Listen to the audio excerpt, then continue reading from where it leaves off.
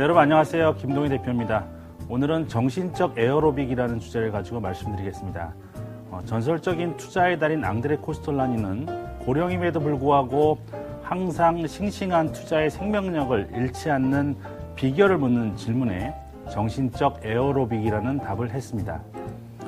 시장이 국내외 재료에 의해서 급변동을 이어가고 있는 상황입니다.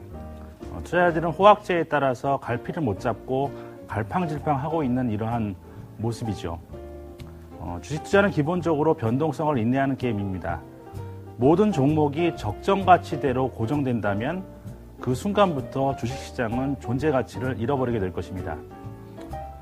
변동성을 있는 그대로 받아들이시고 투자 그 자체를 즐기시기 바랍니다. 그리고 그것을 위해서 필요한 것은 예상치 못한 상황이 전개될 수 있고 그것이 투자의 일부분임을 인정하는 정신적 에어로빅인 것입니다. 네. 자, 한 주 마무리를 지으면서 다음 주를 전망해 보겠습니다. 증권대학의 김동희 대표님, 우리투자증권 정재훈 대리 자리하셨습니다. 두 분 어서 오세요. 네, 안녕하세요. 네. 아주 유명한 투자의 달인도 정신적인 스트레스를 정신적인 에어로빅으로 이겨낸다라고 했는데 실제로 일본에서 주가 변동이 클수록 투자자들의 심장병 발병은 늘어난다라는 구체적인 통계 결과가 나왔습니다. 그만큼 여러분들 투자하시면서 건강 유의하셔야 할 것 같고요. 정신적인 에어로빅 말고 육체적인 에어로빅도 괜찮겠습니까? 네, 제 몸을 보시면 알겠지만 항상 너무 바쁘게 지내다 보니까 네. 운동을 못하고 있는데 꼭 필요한 거죠. 육체적인 에어로빅도. 네. 자, 먼저 베스트 이슈부터 당연히 볼 텐데요. 함께 보겠습니다.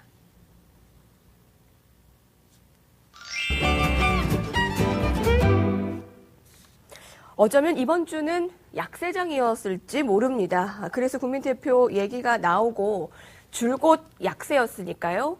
월요일부터 목요일까지 하락장이었는데 금요일 하루만 오늘 반등을 크게 나타냈기 때문에 한 주의 판단을 어떻게 하실지 굉장히 궁금하거든요. 월요일에 시초가가 1922, 그러다가 1860 아래까지 내려갔다가 그러니까 일주일 한 주 동안에 거의 V자 형태였다라고 판단을 하면 되겠네요. 한 주 어떻게 해석을 하셨습니까? 예, 이번 주도 마찬가지로 좀 대외 약재나 호재에 의해서 좀 움직였던 주가 아닌가 싶고요. 결론적으로 봤을 때는 저희가 이제 그 전까지는 1700에서 1900 박스권에 갇혀 있다가 이제 1850에서 1950 사이로 약간 박스권이 업그레이드 되는 모습을 좀 보였다는 부분은 좀 의미가 있는 것 같습니다.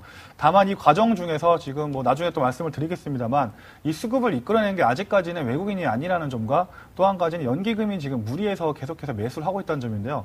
실제 그 미국 시장이 크게 상승하고 하락하고 나서 연기금이 무리하게 방어를 했다가 그 다음날 미국 시장이 오히려 상승하니까 무리하게 연기금이 무리를 했기 때문에 더 이상 매수를 하지 못하고 추신권 매도를 받아내지 못하고 더 큰 폭으로 하락하는 그러한 부분이 어제랑 엊그저께 좀 이어졌습니다. 따라서 연기금이 좀 주도하는 수급이 좀 좋은 면도 있겠지만은 그러한 좀 좋지 않은 면들도 계속 시장에 영향을 줬기 때문에 좀 변동성이 커지지 않았나 좀 그렇게 보고 있습니다. 네, 김도기 대표님께서는요? 변동성은 저는 좀 당연한 걸로 보고 있습니다. 어제 원래 우리 증시가 좀 올랐어야 되는데 제가 오늘 아침 방송에서도 어제 그 LG전자 때문에 우리 시장이 이러한 개별적인 지역적인 문제 때문에 오르지 못했기 때문에 오늘 어제 못 오른 부분까지 소급해서 오를 가능성이 많다라는 말씀드렸는데 우리 시장의 움직임이 오늘 굉장히 폭이 컸죠. 그 부분들은 어제 오르지 못한 부분들을 소급해서 오른 것이다라고 볼 수가 있겠고요. 이러한 부분들은 자연스럽게 LG전자의 문제랑 이어질 수 있는 부분들인데 LG전자의 개별적인 문제이기 때문에 이것이 시장 전반적으로 영향을 미치는 것은 좀 어제로 좀 끝났다라고 좀 볼 수가 있겠고요. 이제 그 LG그룹 자체의 문제로 이제 시장은 넘어갔다라고 볼 수가 있겠고, 지난번 고점대가 1950에서 1960포인트 정도대 구간인데, 이 정도까지의 상승은 무난하게 이어갈 수 있는 여건이다라고 볼 수 있겠습니다. 네. 삼성전자가 주가 100만 원을 재등극해 이제 황제주로서의 역할을 할지 기대가 모아지고 있습니다. 근데 제가 앞서서 말씀을 드렸지만 여기까지가 정말 목표냐 아니면 이제부터가 시작이냐 이 고민이 이제부터 본격적인 출발이 아닐까 싶거든요. 네, 강한 종목이 강한 장세 계속해서 말씀을 드렸죠. 지금은 주도주가 시장을 주도하는 장세가 아니라 시장이 아직까지는 불확실한 국면이 전개되고 있는 그러한 상황이죠. 연말까지는 호재 악재가 반복적으로 나타나면서 시장이 어떤 트렌드를 형성하기보다는 변동성이 존재하는 시장이 계속될 것이다라고 말씀드렸고, 그러나 불안한 상황 속에서 투자자들은 보다 더 확실한 종목을 택하게 될 것입니다. 그 확실하다는 것은 성장성이 뚜렷한 종목이고, 지금 경기 침체 국면에서 성장성이 뚜렷한 종목군들은 다른 종목 대비해서 경쟁력이 뚜렷한 종목들이죠. 그렇기 때문에 같은 IT 업종 내에서라도 종합주가 지수를 이길 수 있는 종목군들이 있고 그렇지 못하는 종목군들이 있습니다. 제가 그림을 하나 보여드릴 텐데요. 네. 지금 비교 차트인데요. 종합주가 지수와 삼성전자와 LG전자의 그림입니다. 가운데 있는 선이 회색 선이 종합주가 지수의 움직임이고요. 그 아래 LG전자의 움직임이 있고 그 위에 빨간색 선이 삼성전자의 움직임인데 같은 IT 업종이지만 움직임이 확연하게 차이가 나는 부분들이 나타납니다. 이런 부분들은 뭐냐면 한 종목은 지금 경기 침체의 상황 속에서도 마켓 쉐어를 계속해서 넓혀갈 수 있는 경쟁력이 있는 기업이고 한 기업은 그렇지 못한 기업이기 때문에 이것이 확연하게 갈라지는 거죠. 지금은 업종의 문제가 아니라 바로 종목의 문제다라는 것을 확연하게 보여주고 있습니다. 그렇지만 다음 그림을 좀 보시면요. 지금 이것은 코스피와 현대중공업과 대우조선해양의 움직임을 보여주고 있는 건데 현대중공업이 조선업종 중에서 탑픽이라는 것은 누구나 인정하고 있습니다. 그렇지만 종합주가지수의 움직임을 따라가지 못하고 있고 다른 조선주와의 움직임이 거의 차별성이 없죠. 이러한 영역에 있는 종목군들은 사실상 지금 개인 투자자분들은 집중하시면 안 될 그런 단계다라고 좀 보여주고 있습니다. 그래서 지금은 종목 중심의 장세, 강한 종목이 계속해서 갈 수밖에 없는 돈이 확실한 곳으로 몰릴 수가 없기 때문에 삼성전자라든지 현대차 같은 종목군들의 점진적인 상승세는 당분간 이어질 것으로 보여지고 있습니다. IT를 보니까 LG전자보다 삼성전자가 훨씬 강한 모습을 볼 수 있잖아요. 네. 그런 걸 보면 정말 종목이 지금은 더 중요한가 보다라는 네, 생각이 물론이죠. 드는데 약세 업종을 보니까 고만고만한 네네. 그런 모습을 볼 수가 있네요. 차별성이 없는 거죠. 자, 그러면 지금은 좀 더 강한 쪽의 무게를 싣고 조금 더 가보자라는 의견을 좀 주신 그래서 것입니까? 그렇죠. 뭐 신규로 진입하는 게 부담스럽다 하신다면 가지고 계신 분들은 꾸준하게 그 이상의 대안이 없는 상태죠. 지난번에도 말씀드렸지만 연기금이라면 뭐 조선도 담고 낙폭과대 종목들 다 골고루 담을 수가 있습니다. 화학도 담아보고 다 담을 수가 있겠죠. 그렇지만 우리 개인 투자자분들은 연기금의 투자 방식을 따라해서는 안 되는 거죠. 그 자금의 효율성을 고려해야 되기 때문에 가장 강한 종목군들이 압축하는 전략이 지금은 바람직하다라는 말씀을 드리도록 하겠습니다. 네. 자, 이어서 바로 오늘의 이제 우려감이었던 워스트 이슈 넘어가 보도록 하겠습니다.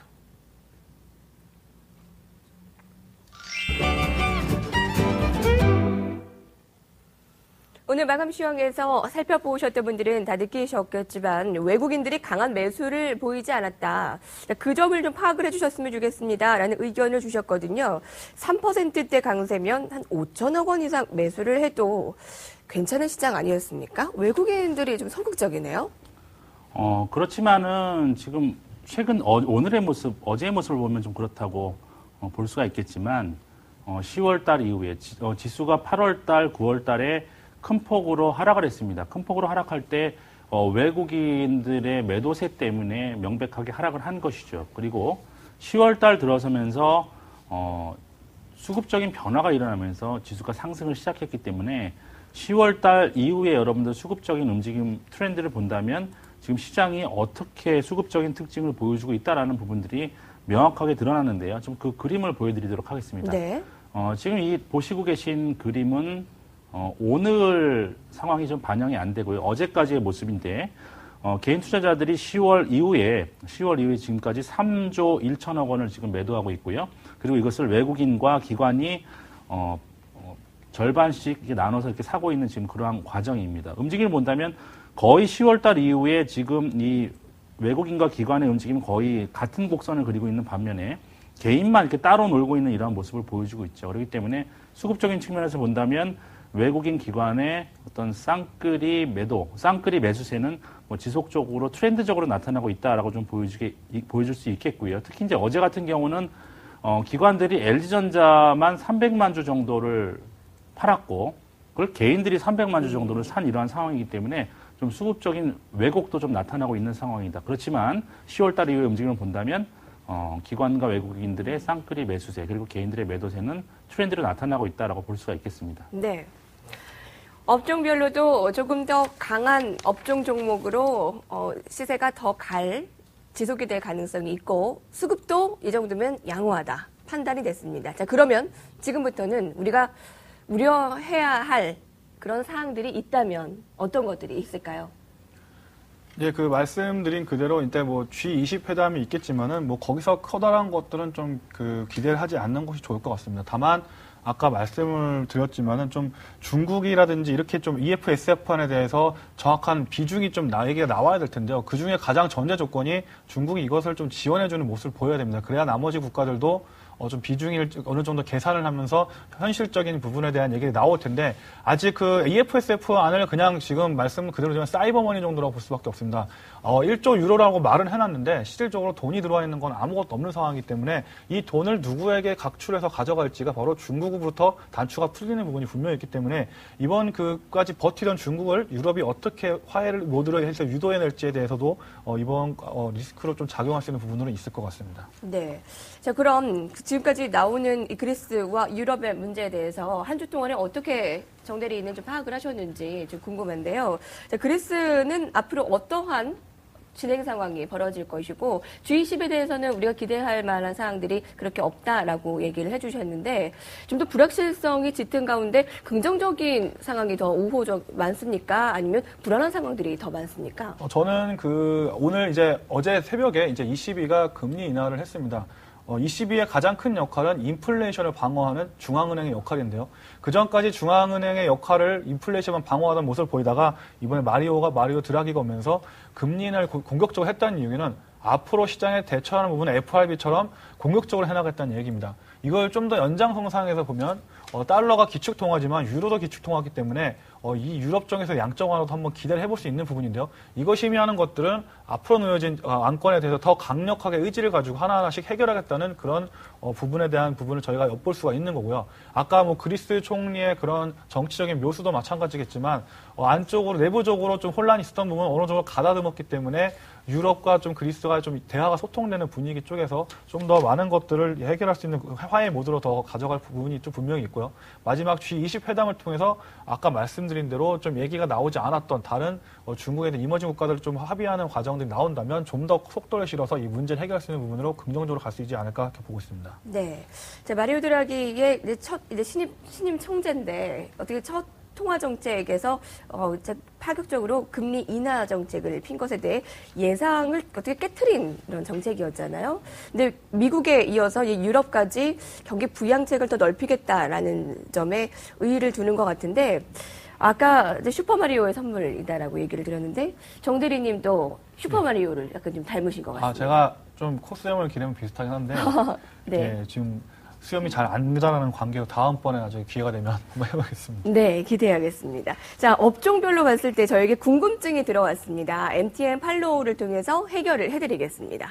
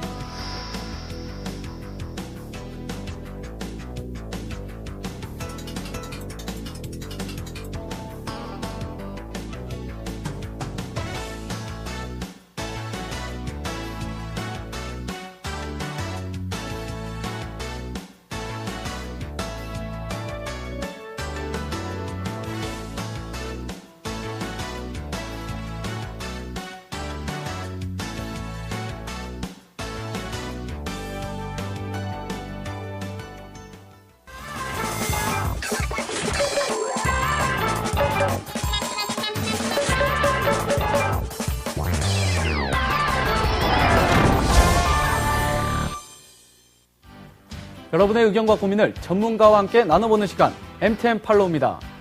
그날의 경제 이슈에 대해서 의견을 말하고 싶은 분이나 자신이 보유하고 있는 종목에 대해서 고민이 있으신 분이라면 이 MTN 팔로우 시간을 꼭 이용하시기 바랍니다.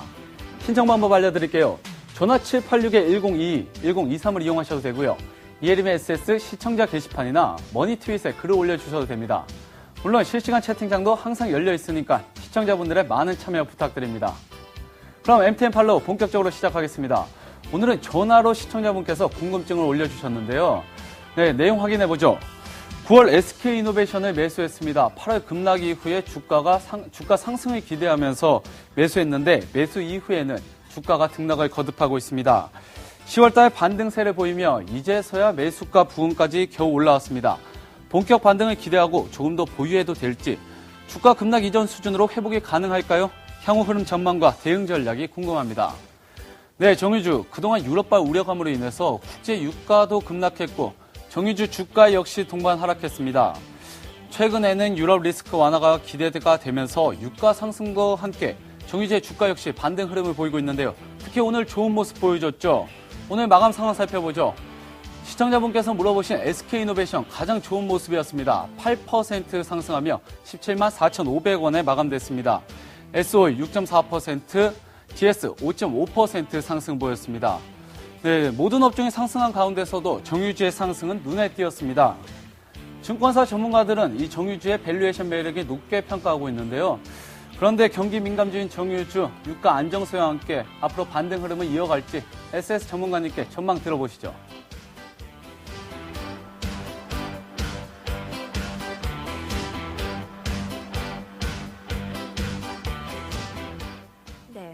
오늘 하루만 놓고 보면 굉장히 기분 좋은 상승인데 워낙 강했던 종목이기에 하락에 실망감이 컸었습니다. SK이노베이션 오늘 마감이 17만 4천 원.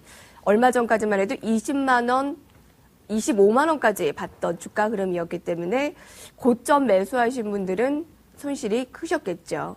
자, 지금 다시 반등을 시도하고 있는데 여기서 더 갈 수 있을 것이냐, 어느 정도에서 매도를 해야 할 것이냐, 저에게 정유주들 궁금증을 주셨네요. 자, 오늘 가장 강했던 업종이었기 때문에 업종별 이 정유주의 대응 전략까지 같이 세워주시면 좋을 것 같아요. 명백하게 지수가 올라가면은 따라서 올라가는 정도 수준의 지금 반등을 보여주고 있습니다. 비교 차트를 보시면 확연하게 드러나는데 좀 그림을 좀 보여주시면요.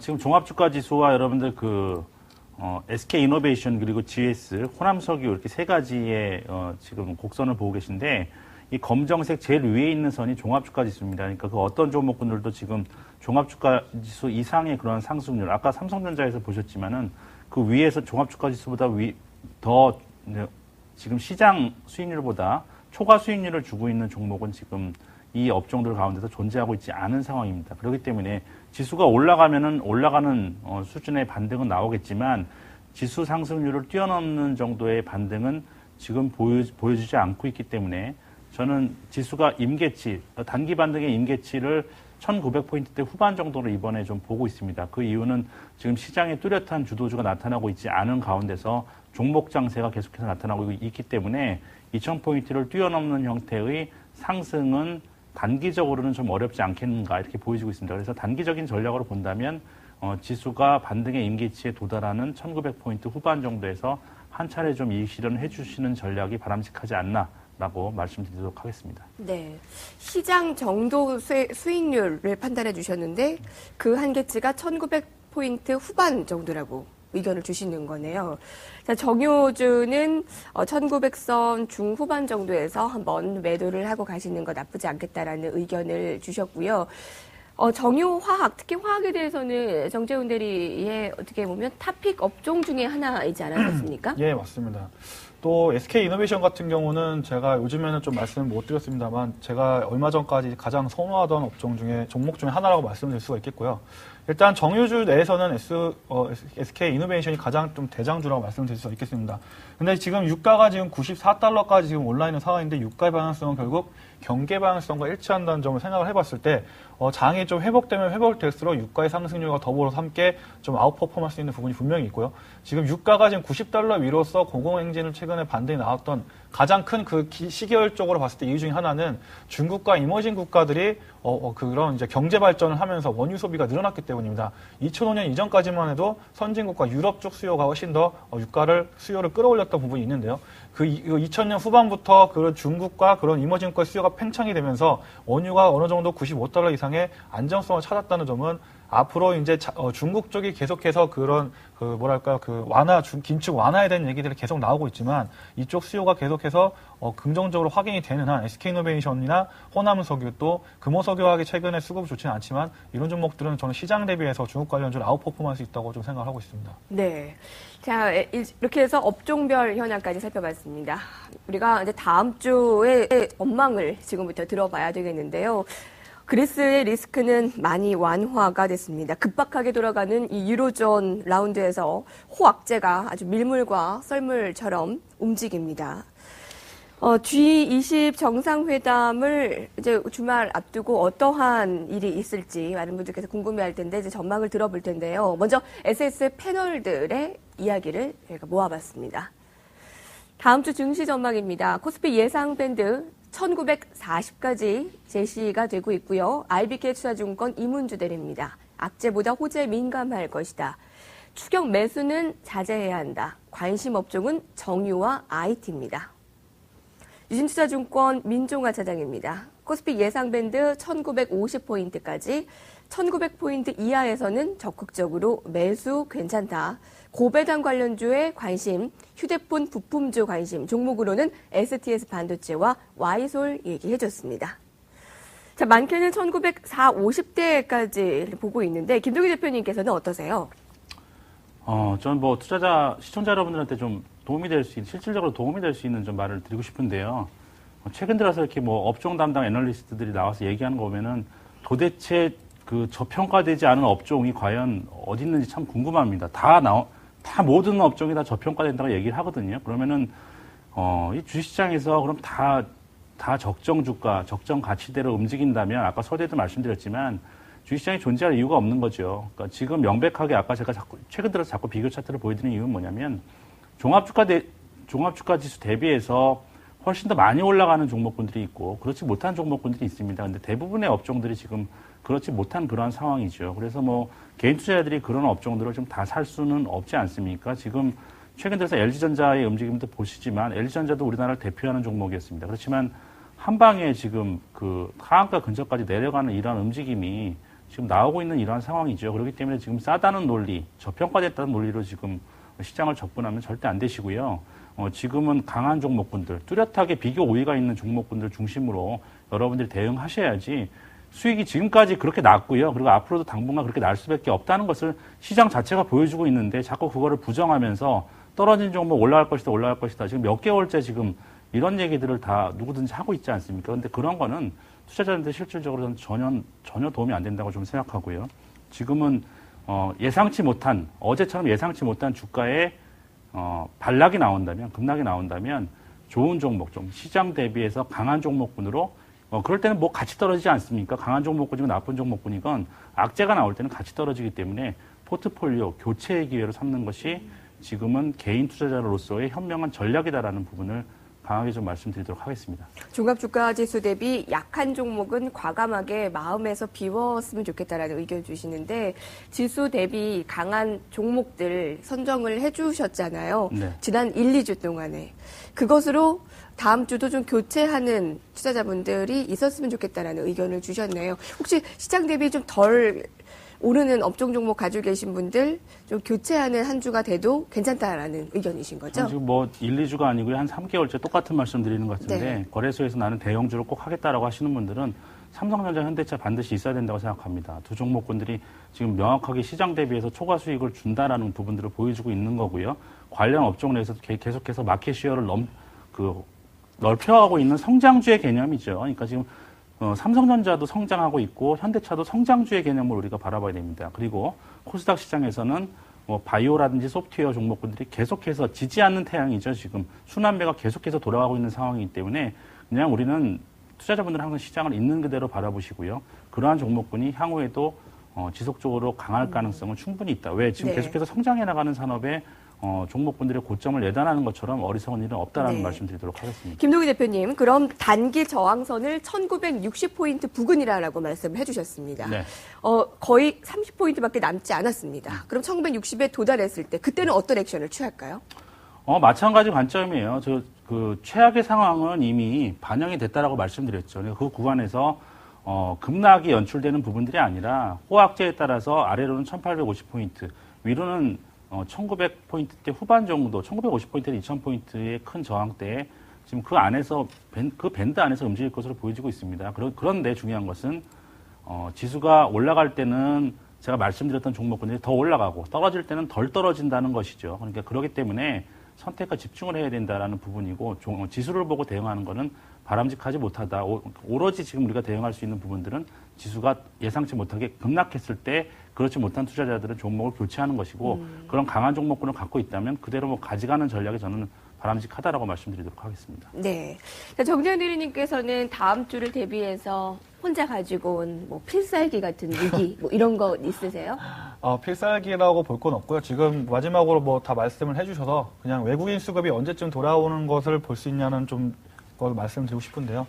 지금 라이브 금리라고 해서 은행 간의 그런 돈을 꺼주는 금리 자체가 계속해서 올라가고 있습니다. 이것이 의미하는 거는 아직 상황이 조금 나아졌음에도 불구하고 은행끼리 서로 신뢰가 없기 때문에 돈이 서로 오가지 않는다는 얘기입니다. 그러면 돈이 서로 오가지 않는다는 얘기는 돈을 빼낼 수가 없기 때문에 결국은 돈이 필요할 때는 이머징 국가에서 주식을 팔아서 돈을 가져가야 된다는 얘기입니다. 한마디로 그 아까 말씀드린 FSF가 기금이 정확하게 어느 정도 비율이 나눠지면서 설정되는 사실이 보일 때 신용 경색이 풀리는 것이고 또한 이머징 자금의 인출에 대한 그런 부분들도 잦아들 수가 있기 때문에 그때 이제 외국인 수급이 돌아서는 것이지 아직까지는 그 부분을 기대하는 것은 조금 무리인 것 같고요. 이런 부분들이 차차 나아지는 모습을 보이고 말씀드린 대로 라이브 금리 하락을 하면서 외국인 수급이 들어온다면 그때가 정말 좀 장이 좀 극복하는 모습을 보이지 않을까 싶기 때문에 좀 더 외국인 매수세는 관망세로 가지 않을까 보겠습니다. 네. 김동희 대표님께서는 강한 종목에 좀 더 투자를 하자라는 의견을 주셨는데 어떤 것에 좀 더 중점적으로